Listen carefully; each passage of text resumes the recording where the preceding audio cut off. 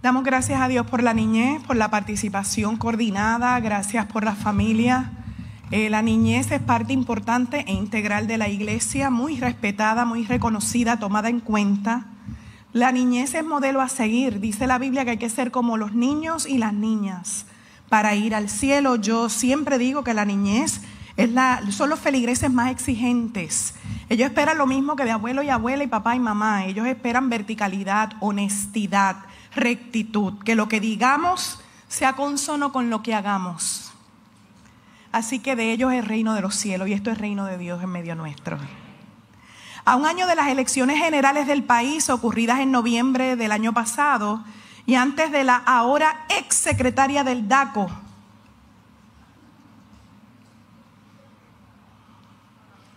que fue hasta el viernes la jefa del Departamento de Asuntos del Consumidor y la consumidora, la portada del periódico puertorriqueño El Nuevo Día, publicada el mes pasado, el 4 de noviembre, decía así: escasea la esperanza entre los puertorriqueños. Escasea la esperanza entre los puertorriqueños. Este título, amada iglesia, fue la respuesta a una encuesta de esas muchas que hacen los rotativos del país, que recuerde que no son 100% confiables, cuyos resultados revelaron que la mayoría de los puertorriqueños piensa que el país está bastante mal, lo que va atado, citando al rotativo, a un empeoramiento de las finanzas personales y pesimismo de cara al futuro. Cuando yo vi la noticia, casi yo pierdo la esperanza, pero ¿por qué perder la esperanza en una isla tan bella, tan acogedora, donde se hace buen turismo, donde siempre es Navidad y a la vez siempre es verano, donde se come bien, donde la música es espectacular y lo mejor que tiene este país es su gente? ¿Sí o no?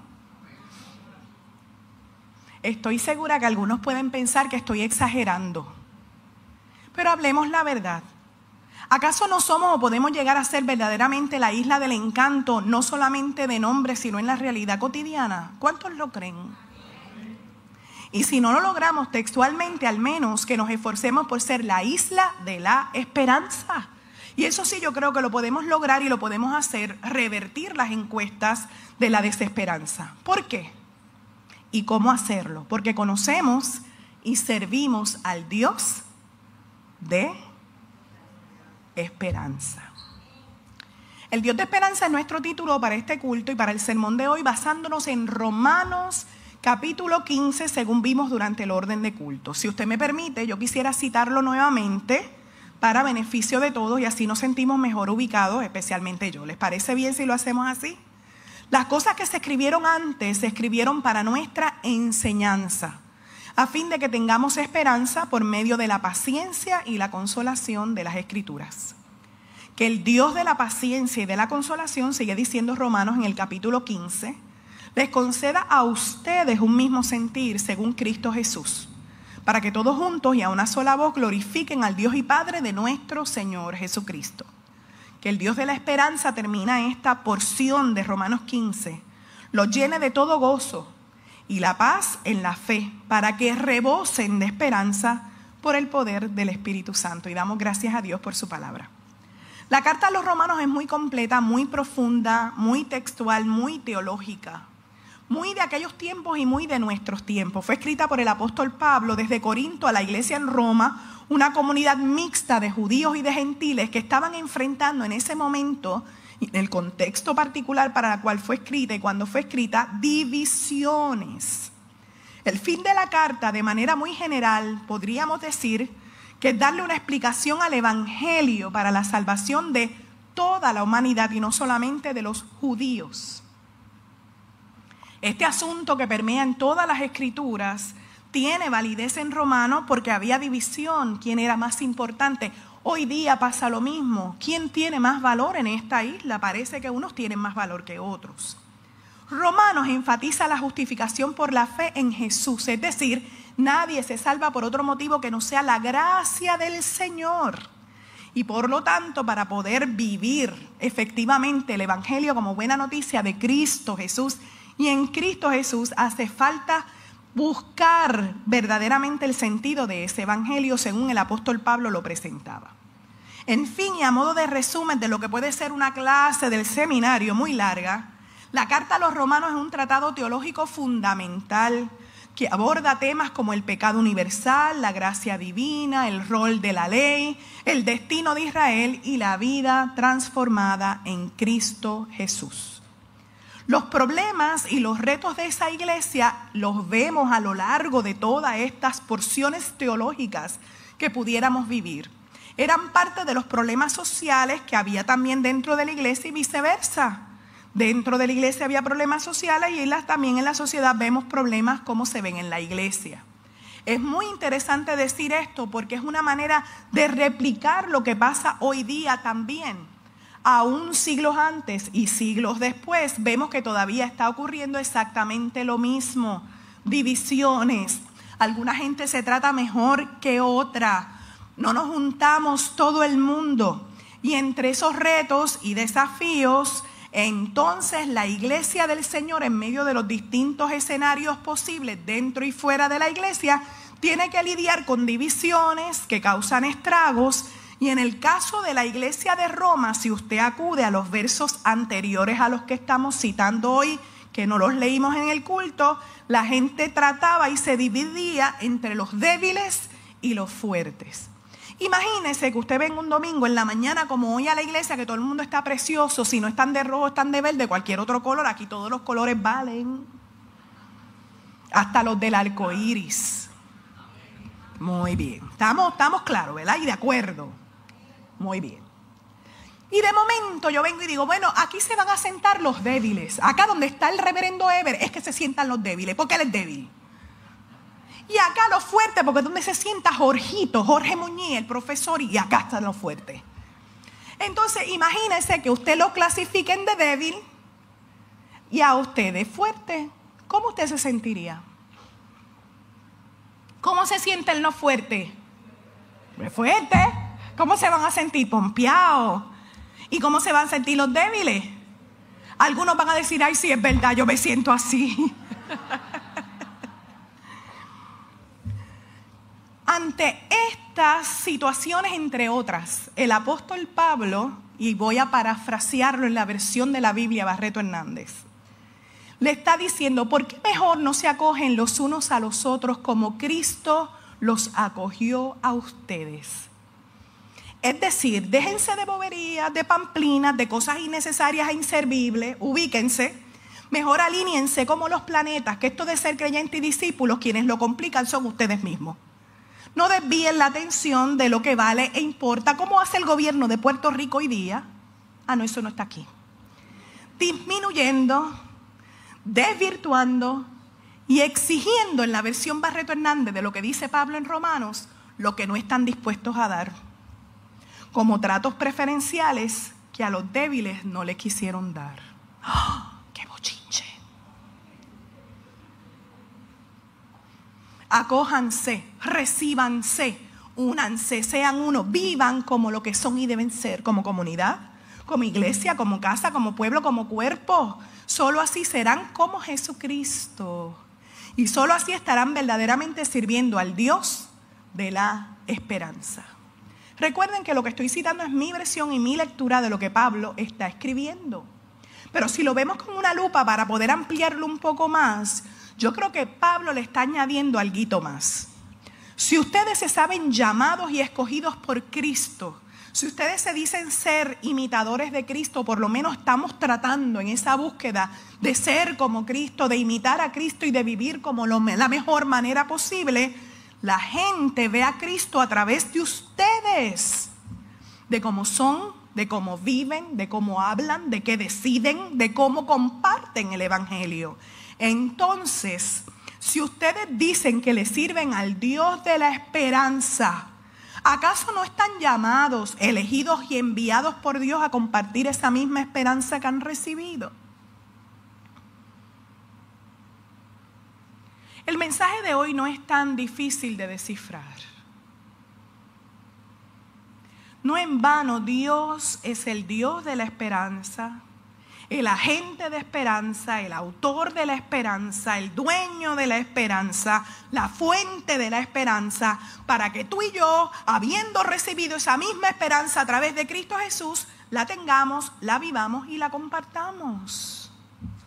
Lo estaremos haciendo. ¿Dónde estamos fallando para que una encuesta diga que los puertorriqueños están viviendo en desesperanza? ¿Qué hace la iglesia de este siglo y la primera iglesia presbiteriana en Aguada? ¿O qué no está haciendo? ¿O qué puede empezar a hacer? ¿O cómo puede contribuir para que encuestas como la del mes pasado se transformen en que haya un titular que diga: los puertorriqueños viven en esperanza? Tú y yo, amada iglesia, somos los escogidos, los llamados, los enviados por Dios para recibir esperanza y por lo tanto para compartir y dar esa esperanza. Pero uno no comparte lo que no tiene. Necesitamos comprender que si Dios es el autor de la esperanza, Él te ha dado esa esperanza para que la vivas y la compartas, como hizo con la iglesia en Roma. Con sus hechos de divisiones, entre otros aspectos, la iglesia en Roma lo que estaba haciendo es abonando a la desesperanza que había en la sociedad de aquel siglo. ¿Cómo era posible que una iglesia, en vez de abonar a la esperanza, empezara a clasificar a la gente por estratas sociales o por la razón que tuvieran? ¿Cómo alguien falto de esperanza que llegara a congregarse con ellos podía entender: yo necesito esperanza, y la iglesia lo que hace es arruinar mi vida, destrozarla más o pisotearme más, dejarme en la rueda de abajo? La iglesia no está llamada a atentar contra la esperanza, pero triste y lamentablemente muchas veces sí lo hemos hecho. O se hizo en el pasado con divisiones, no acogiéndonos los unos a los otros, o haciendo lo contrario a lo que el Evangelio nos dice. Si acudimos otra vez a Romanos capítulo 15, podremos entender mejor a qué estamos llamados, elegidos y enviados por el Señor. Para poder nosotros vivir en esperanza, hace falta recordar que la esperanza se alimenta de la paciencia y de la consolación. ¿Usted escuchó bien? A mí esto me para los pelos, a mí esto me detiene, porque si hay algo que mucha gente carece, incluyéndome y empezando conmigo, es paciencia. ¿Alguien puede confesar su pecado conmigo hoy, por favor? Hay más de uno, aunque no levanten la mano. La esperanza se alimenta y se ilumina y se guía con la paciencia y la consolación que Dios nos conceda. Dice Pablo a la iglesia en Roma: para que juntos y a una sola voz glorifiquen al Dios y Padre de nuestro Señor Jesucristo. Juntos y a una misma voz esperar, juntos y a una misma voz consolarnos, juntos y a una misma voz ayudarnos, juntos y a una misma voz acogernos, juntos y a una misma vez estar unidos en el nombre de Jesús. ¿Cómo lograrlo? El pasado viernes me presenté a la funeraria San Francisco aquí en Aguada para darle las más sinceras condolencias a la señora Ilia Acevedo López, muy conocida en este pueblo de Aguada por los negocios familiares que levantaron por muchos años, además de que es familiar de nuestros hermanos Madeline y Eri. Siempre de una manera u otra nos hemos relacionado, aun cuando Ilia y su fenecido esposo, aquí, de quien era el funeral, son pareja acogedora, por ejemplo, líderes activos dentro de nuestra hermana iglesia católica aquí en Aguada. ¿Me impide eso a mí ir? Usted sabe que no. Pero hay otra gente que sí le impide, o a la inversa. Llegó la pastora y va a hablar, me voy. Todavía eso pasa en Aguada, usted lo sabe, ¿verdad? Hasta que yo abro la boca a hablar, Isa, y me arrepiento de no haberla escuchado. Qué lindo habla, aunque hable mucho.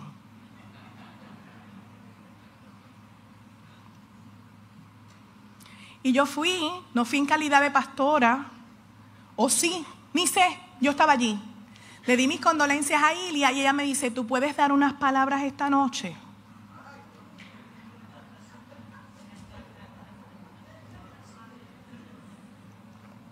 Decirle a una pastora que dé palabras es como decirle a Chayanne: provócame. Usted Ustedes tienen que entender esto.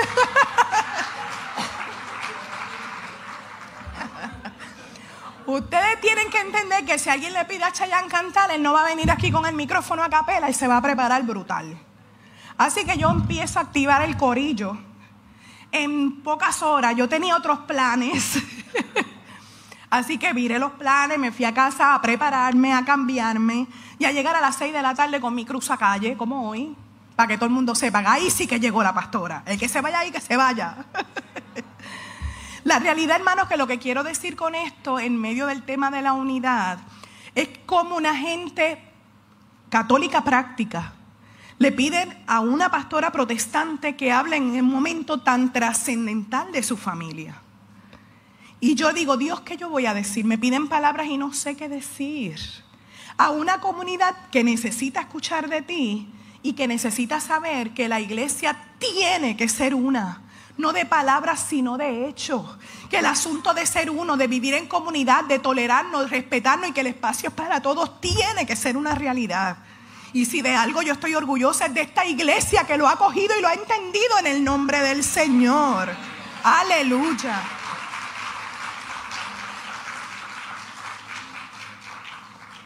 Y que saben lidiar con los 2 o 3 manganzones y manganzonas que todavía no lo han entendido en Aguada.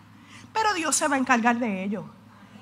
Nos ha tomado, en mi caso, mis últimos 25 años de vida y los últimos 25 de esta iglesia, porque esta iglesia va a cumplir 110.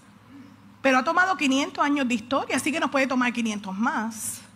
Lo importante es no claudicar en nuestra tarea. Porque aquí lo que hacemos es para la gloria y honra del Señor y lo que queremos es crear esperanza.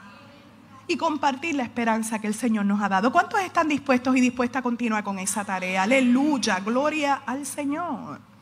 El apóstol Pablo estaba dispuesto y por eso le escribe a la iglesia en Roma. Las cosas que se escribieron antes se escribieron para nuestra enseñanza, a fin de que tengamos esperanza por medio de la paciencia y la consolación de las Escrituras. Todavía hay mucha tarea.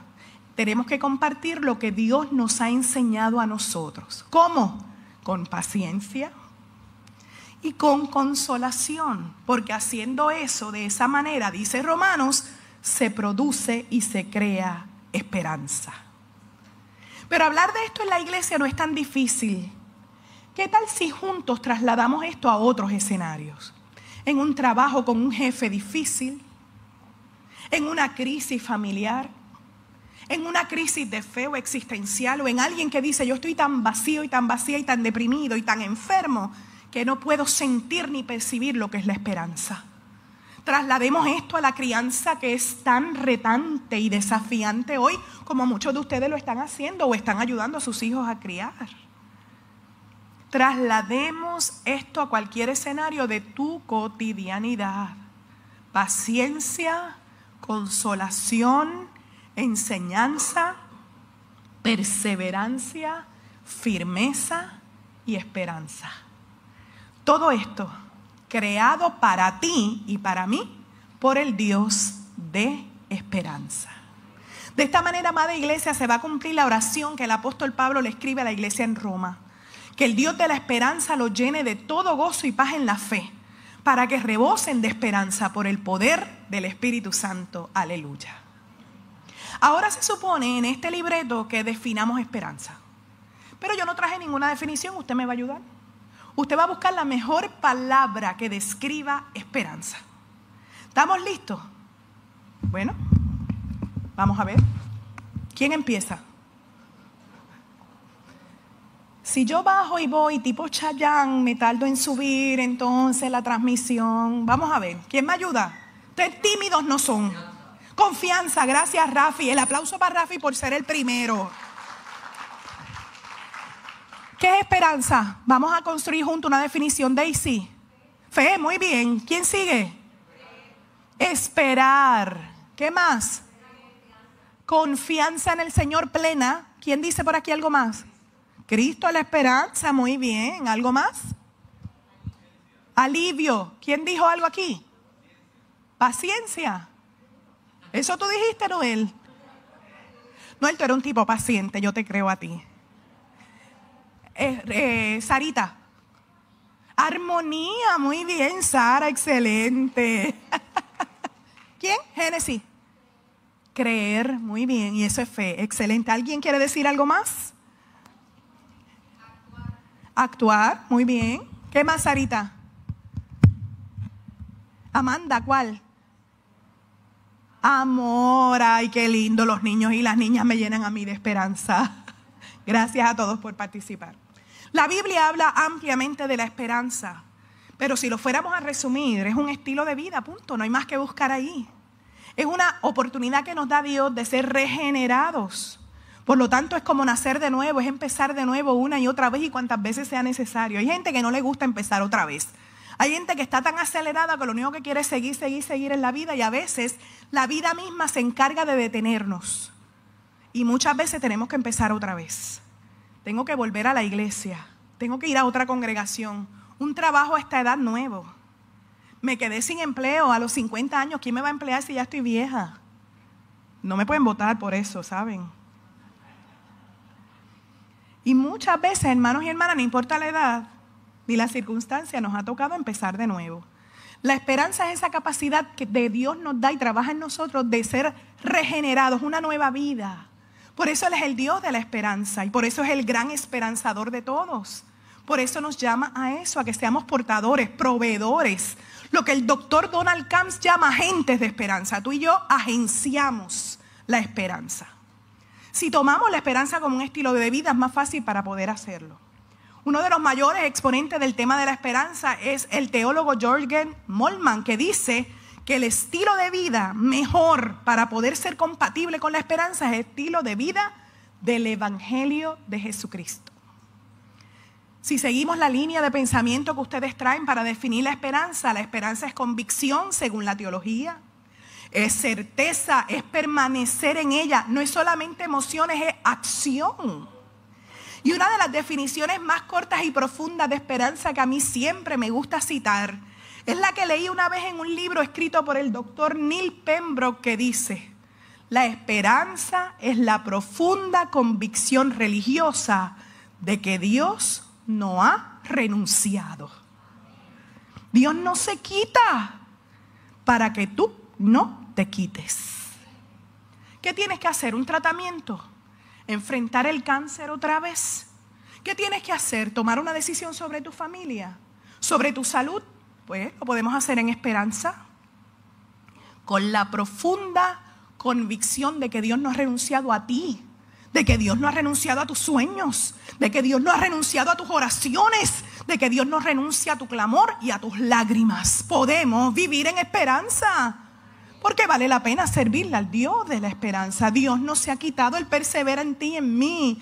Eso es uno de los pensamientos más reformados y presbiterianos que podemos afirmar. Dios persevera, y si tú perseveras, porque Dios perseveró en ti. La perseverancia de los santos, que algunos la citan mal: salvo, siempre salvo. Sí, porque Dios te salvó una vez en Cristo Jesús. Tú no pierdes la salvación porque te comiste un chicle si el dentista te dijo que no.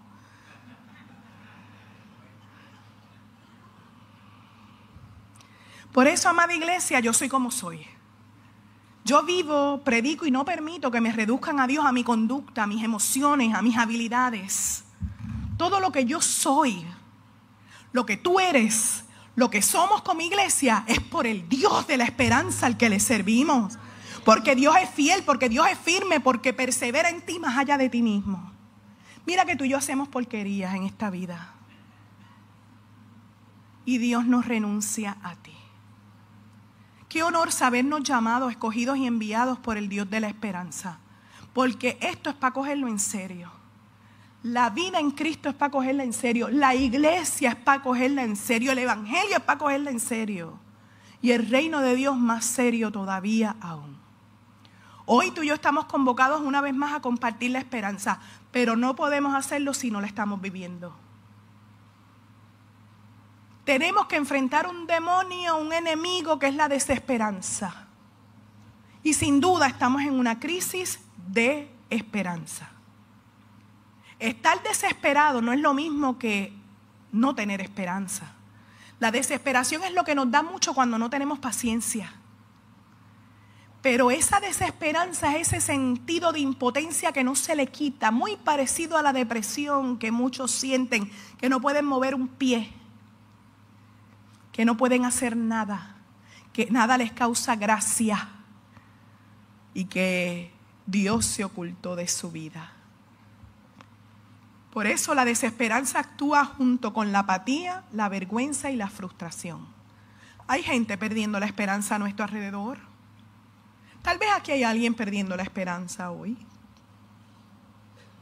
Pero el llamado para los líderes de la iglesia, para los pastores y las pastoras, para el consistorio y los diáconos, para los ujieres y para todos nosotros, para el ministerio musical y para todos nosotros, es que aquí en la iglesia y en la vida secular vivamos en esperanza.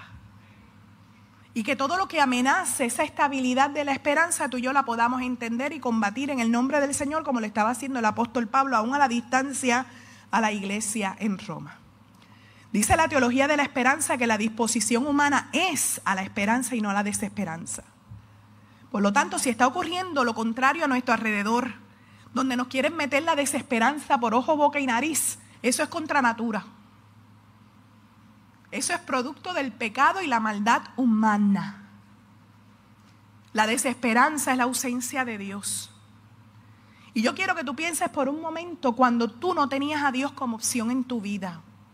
Cuando Dios no contaba ni pa' burro ni pa' banca, pa' pur ni pa' banca. Y cuando tú hacías las cosas por tu esfuerzo sin consultarle nada al Señor. Mi mamá tenía una fe sencilla pero profunda, era una gran teóloga. Mami usaba frases cotidianas como: mami, yo voy a hacer tal cosa, porque los Barretos somos de planes. Siempre estamos planificando y diciendo nuestros planes porque nos gusta el orden. Cualquier parecido con la realidad de la iglesia es pura coincidencia. Todo el que me diga, es que hay mucho trabajo en la iglesia, olvídese el asunto. Yo nací así, no se me va a quitar. Mami, después que yo hacía eso, para el comité programa, para que sepan dónde estamos ubicados. Gracias por amarme como soy. Mami, cuando hacíamos eso, y si estábamos los tres hermanos, olvídese, peor, decía, si Dios quiere. Y lo decía con tal énfasis que yo sabía que nos estaba regañando. Te falta una frase, si Dios quiere. A mí eso no me lo enseñaron ni en la iglesia ni en el seminario, me lo enseñaron en mi casa. Y cada vez que yo tengo que hacer algo es Dios permita que se haga, si está en su voluntad, si Dios quiere. La fe sencilla pero profunda de mi mamá. Sin Dios no podemos hacer nada. Separados de mí, dijo Jesús, nada pueden hacer. Por eso es que lo estamos esperando y nos estamos preparando para recibirlo en esperanza, porque necesitamos esperanza. Hoy es el segundo domingo de Adviento. El Adviento llega a nosotros con esperanza. Llega con la oportunidad de esperar. Llega con la oportunidad de hacer un examen de conciencia de nuestro interior. Llega con el color litúrgico violeta, que en esta iglesia no se usa porque Aguada hace lo que desea siempre. Y aquí la decoración de Navidad roja, no le busque más la vuelta. Pero mire, yo traje mi color litúrgico violeta aquí. Pero como la esperanza es verde, mire.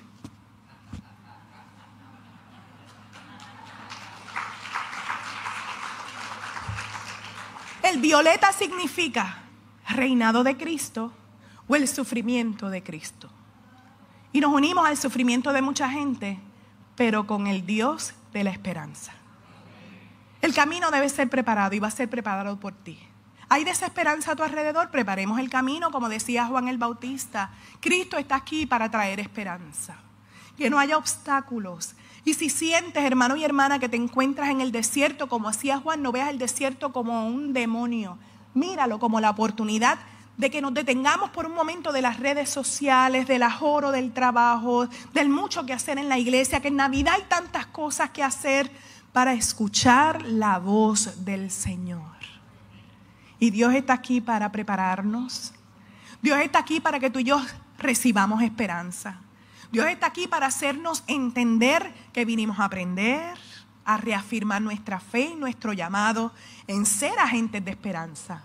En que tengamos pensamientos de esperanza, actitud de esperanza y así seamos portadores de esperanza. Para que todo lo que hagamos de palabra y de hecho no solo honre al Señor como dice la palabra, sino que sirva al Dios de la esperanza. Que así sea, por siempre y para siempre. Amén. Señor, te damos las gracias por tu palabra. Tu palabra es tan bonita, es tan interesante, porque eres tú mismo, Jesucristo, que te encarnas en nuestras vidas, que te encargas en lo cotidiano, en lo diario, que te encarnas en nuestro ser para ayudarnos todos los días a entender quién eres tú y por lo tanto quiénes somos nosotros. Gracias por este llamado a la esperanza, porque sin duda, Señor, es un desafío en medio de tanta desesperanza. Pero la iglesia no puede dejar a un lado ni olvidar que la esperanza eres tú mismo, eres tú Jesucristo. Eres tú que viniste a traernos a Dios cercano, la salvación cercana, la gracia cercana, tu voz cercana. Y por eso nos queremos preparar para recibirte con esperanza, para impartir esa esperanza en nuestros niños y niñas, como ha ocurrido en el culto de hoy, que son ellos los que nos han dado esperanza a nosotros. Como debe ocurrir en cada familia aquí representada en sus desafíos con los jóvenes, con los niños, con los nietos, con las nietas, con la jubilación, con la salud, con la edad, con los proyectos. Regálanos todos los días más esperanza, porque tú eres la fuente de la esperanza. Y gracias por el honor y el privilegio de servirte a ti, que eres el Dios de nuestra esperanza. Te honramos, Dios, y te bendecimos en este día con gratitud por lo que estás haciendo y lo que harás. En el nombre de Jesús, que así sea. Amén, amén.